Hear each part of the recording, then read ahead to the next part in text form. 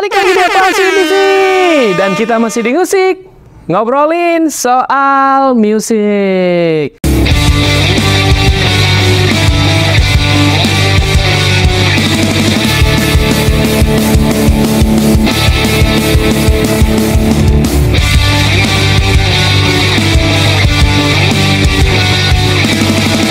Musik, ngobrolin soal musik. Masih sama gua tentunya, dan yes, gimana kabar kalian hari ini? Semoga sehat dan berkah selalu gitu kan ya. Musik episode kali ini masih seputar Slipknot dan belum beranjak ya. Semoga yang nonton juga nggak bosen di sini gitu kan. Tapi bagi lu yang baru bergabung di channel ini, jangan lupa lu selalu dukung channel dengan cara lu like, komen, subscribe. Jangan lupa di-share, sebarin ke teman-teman lu. Kita bangun channel ini biar tetap berkembang gitu kan. Yes, Slipknot. Gak bosan-bosan ya, kita bahas tentang Slipknot karena beritanya happening ya dan seru. Jadi kayak ada konflik di dalam band ini yang gak pernah ada habisnya gitu kan. Tapi kali ini gue pengen ngebahas tentang gugatan. Jadi Slipknot itu digugat oleh keluarganya Joey Jordison. Nanti kita akan bahas itu gitu kan. Jadi katanya digugat mengambil keuntungan dari popularitasnya Joey Jordison. Kayak gimana nanti kita akan bahas gitu kan. Beritanya kayak gini, balik lagi sebelum gue dongeng di sini gitu kan. Siapin cemilan, jangan lupa rokok, kopi, teh, apapun yang bikin lu enjoy. Gitu kan, tetap stay, jangan di skip. Jadi biar beritanya jalan terus. Sebab kalau di skip kadang-kadang beritanya simpang siur nih. Jadi kagak jelas gitu kan. Jadi beritanya kayak gini. Slipknot digugat dituding ambil untung dari kematian Joey Jordison, ex-nya drummer Slipknot yang udah meninggal gitu kan, karena balik lagi kena penyakit. Ya, kebanyakan main drum dengan speed tinggi dan menggila gitu kan. Jadi infonya kayak gini, ahli waris drummer Joey Jordison mengugat Slipknot atas tuduhan mengambil keuntungan dari kematian sang pemain drums itu serta tidak mengembalikan barang-barang milik Joey Jordison. Udah gitu, menurut pemberitaan NME, gugatan ini diajukan pada Juni lalu oleh Streamcaller LLC selaku perwakilan ahli waris dari drummer pendiri Slipknot tersebut. Wah, jadi meruncing ya. Udah gitu, dalam gugatan pihak ahli waris Jordison mengklaim Slipknot terus menggunakan nama dan barang pribadi milik Joey Jordison dalam museum keliling bernama Knotfest ya. Dia memang punya museum keliling bernama Knotfest gitu kan. Jadi berbeda-beda tiap bulan dan tahunnya. Dan mengisi pundi-pundi keuntungan mereka melalui keuntungan dari penggemar setia Jordison. Pihak ahli waris Jordison juga merujuk pada museum pada momen saat Jordison dikeluarkan dari Slipknot pada 2013 secara tiba-tiba. Ya, pemecatannya hampir sama kayak Jay Weinberg. Tiba-tiba dia dikeluarkan, kasusnya sama kayak Jay Weinberg banget, dan ternyata memang dia punya penyakit. Balik lagi, ya hampir sama Jay Weinberg, karena di Slipknot itu kalau memang lu gak punya tubuh dan fisik yang kuat, ya udah penyakit akan datang dan akan bikin hidup lu die gitu kan. Oke, lanjut ya. Ahli waris Jordison menuding bahwa vokalis Corey Taylor dan pemain perkusi Shawn Crahan telah berjanji secara tertulis untuk mengembalikan semua barang milik Jordison sebagai imbalan atas janji Jordison yang melepaskan sejumlah klaim terhadap Slipknot. Oh, berarti dia punya perjanjian khusus yang mengklaim boleh dipakai dan enggak gitu. Oke, lanjut. Udah gitu, Taylor dan Crahan diklaim telah mematuhi perjanjian dengan mengembalikan beberapa barang kepada Jordison, tapi tanpa diketahui Jordison. Oh, dia udah mengklaim si Corey Taylor. Lanjut ya. Udah gitu, tidak masuk akal mengapa Crahan dan Taylor memperlakukan Jordison dengan sikap begitu merendahkan. Terutama mengingat kesehatan Jordison yang sudah menurun, sambungnya. Jadi sambungnya keluarganya ucapannya seperti itu. Udah gitu, gugatan tersebut juga mencakup tuduhan atas reaksi palsu dari pihak band setelah kematian Jordison. Wah, agak meruncing sedikit ya infonya ya. Udah gitu, ahli waris Jordison menuding bahwa Crahan dan Taylor secara publik berbohong kepada penggemar bahwa mereka telah menghubungi keluarga Jordison untuk memeriksa kondisinya, serta menyatakan simpati dan cinta mereka untuk Jordison setelah kepergiannya. Wah. Lanjut ya. NME melaporkan bahwa tim kuasa hukum Slipknot telah meminta agar gugatan ini ditolak. Katanya begini, para tergugat pada umumnya membantah setiap tuduhan dan klaim yang diajukan, dan lebih lanjut membantah bahwa penggugat berhak atas bantuan apapun sama sekali. Ujar tim kuasa hukum Slipknot kepada NME. Udah gitu lanjut, beberapa waktu lalu ex drummer Slipknot pengganti Jordison, Jay Weinberg juga buka suara soal pemecatan dan pihak band pada November 2023. Weinberg mengungkapkan perasaannya dan sempat merasa patah hati dan tertipu dengan keputusannya tersebut. Itu udah gua bahas lengkap. Silahkan kunjungin channel gua aja di bawah nih, kalian bisa cari gitu kan. Ya, gimana opini kalian? Gitu kan, tentang Slipknot yang tiba-tiba digugat sama keluarganya Joey Jordison. Jadi ahli warisnya Joey Jordison lah. Tapi memang di Knotfest Museum ya. Baiknya kita bahas sih, Knotfest Museum itu memang museum berjalannya. Kadang-kadang kalau itu ada di kota ini, jadi memang berbagai macam topeng di museum ditampilkan di situ. Sampai alat musik, sampai sejarah kayak mungkin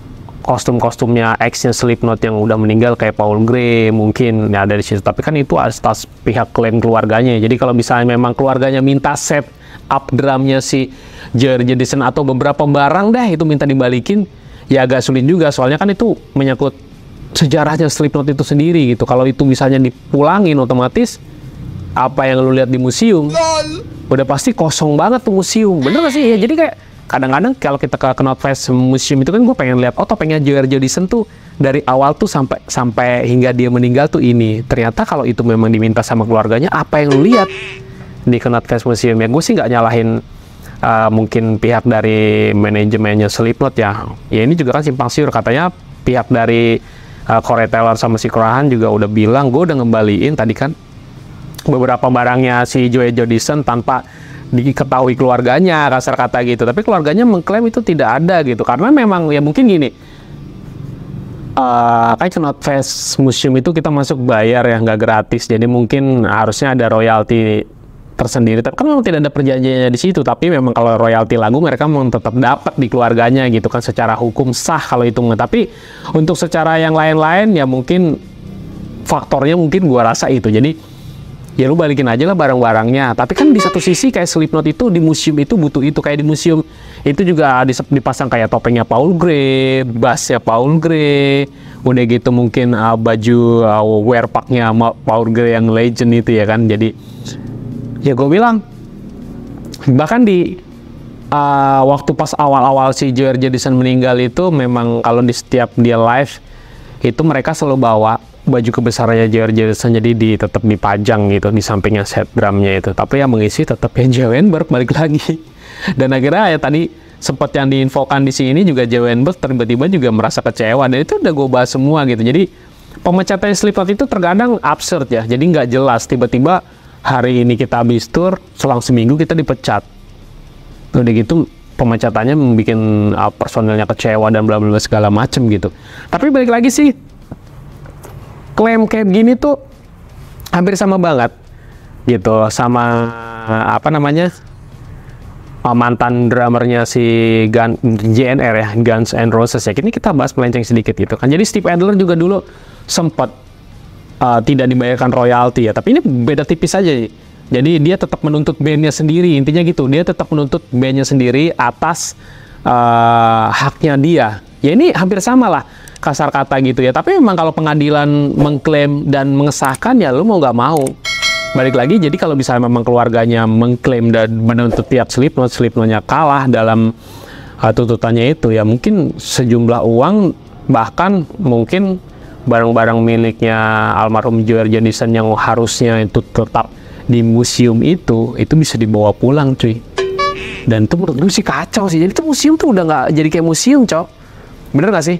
Justru di museum itu, menurut gue nggak ngebelain Slipknot ya. Gue juga nggak ngebelain si Corey Taylor ataupun si Crahan, enggak. Jadi maksud gue tuh, ya udah sih lu tinggal ngomongin masalah royalti aja, to the point aja.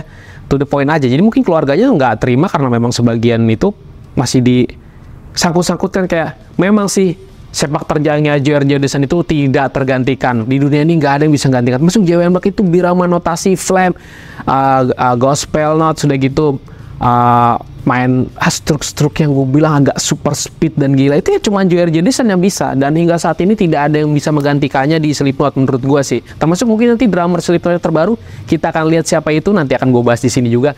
Itu menurut gue juga nggak akan bisa menggantikan sosoknya karena ini memang pencetusnya Slipknot ya, salah satu foundernya juga gitu. Jadi menurut gue sih amat sangat disayangkan kalau keluarganya tiba-tiba mengklaim itu.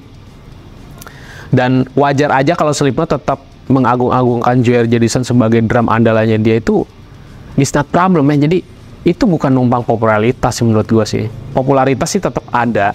Jadi balik lagi mungkin miskomunikasi aja masalah duit. Karena balik lagi tadi disinggung tidak ada kayak mungkin mengunjungi rumahnya, memberi dana dan segala macam, mungkin di situ jadi faktor utamanya. Itu ini gua sih dugaan gua aja sih, tapi nggak tahu efek sampingnya kayak gimana. Soalnya kasusnya hingga detik ini juga yang gua tahu, dan dari pihak artikelnya ini juga belum kelar ya.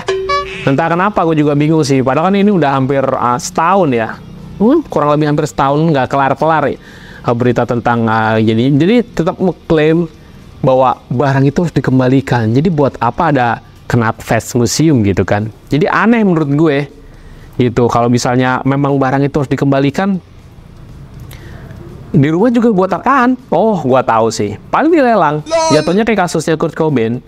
Ya, barang-barangnya dilelangin sama Courtney Love. Jadi, ya emang udah gila banget sih. Gitu kalau misalnya memang barang-barang pribadinya, soalnya pasti banyak yang nampung banget, kayak mungkin set drumnya, atau mungkin bisa baju-bajunya, topeng-topengnya. Bagi penggemarnya Slipknot sih menantikan banget, apalagi itu dari Knotfest Museum Slipknot punya gitu kan, pasti harganya gila-gila banget gitu. Ya mungkin beritanya singkat padat jelas sampai segini aja, nggak usah lama-lama. Lu juga pasti bosan ngeliat gua bacot gini kan. Intinya infonya seperti itu. Jadi ada pihak keluarga yang menuntut sebuah band yang dari keluarganya itu sendiri. Sebenarnya mereka berkeluarga, ngapain gue bilang harus diributkan kayak gini hingga ke media ya. Jadi menurut gue sih ya itu wajar sih, kalau di luar negeri itu wajar kayak gitu. Thanks banget yang udah nonton dari awal sampai terakhir, nggak di skip, lu keren banget. Thanks banget yang udah selalu dukung channel ini. Dan balik lagi, dukung channel ini dengan cara lu selalu like, comment, subscribe, di-share videonya biar kita bangun channel ini bisa lebih maju dan berkembang lagi gitu kan. Thanks for watching and see you in the next video. Bye bye.